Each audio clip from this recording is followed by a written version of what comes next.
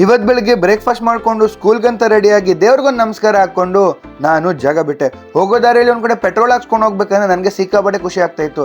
ಯಾಕಂದ್ರೆ ಒಂಚೂರು ಟ್ರಾಫಿಕ್ ಇಲ್ದಿರೋರಲ್ಲಿ ಇವತ್ತು ಹೋಗ್ತಾ ಇದ್ದೆ. ಸ್ಕೂಲ್ ಹತ್ರ ಸ್ವಲ್ಪ ಬೇಗ ಹೋಗಿರೋದ್ರಿಂದ ಅಲ್ಲೇ ಒಂದು ಹೋಟ್ಲಲ್ಲಿ ಒಂದು ವಡಾ ತಿಂದು ಇವತ್ತು ನಾನು ಹೋಗಿದ್ದು ಮಾಪ್ಲೆ ಬೇರ್ ಕೆನಡಿಯನ್ ಸ್ಕೂಲ್ಗೆ. ನಾನು ಹೋಗೋಷ್ಟರಲ್ಲಿ ಇಲ್ಲಿಂದ ಪ್ರೇಯರ್ ನಡೆಸ್ತಾ ಇದ್ರು.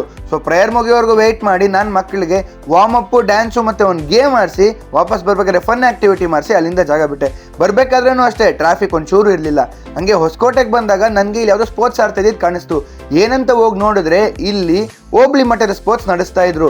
ನಾವು ಸ್ಕೂಲಲ್ಲಿ ಇರಬೇಕಾದ್ರೆ ಈ ಒಂದು ಸ್ಪೋರ್ಟ್ಸ್ನ ತುಂಬಾ ಸೀರಿಯಸ್ ಆಗಿ ತಗೊಂಡು ಒಂದು ತಿಂಗಳು ಪ್ರಾಕ್ಟೀಸ್ ಮಾಡ್ಕೊಂಡು ಹೋಗ್ತಾ ಇದ್ವಿ. ಬಟ್ ಈಗ ಆ ಸೀರಿಯಸ್ನೆಸ್ ಇಲ್ಲ.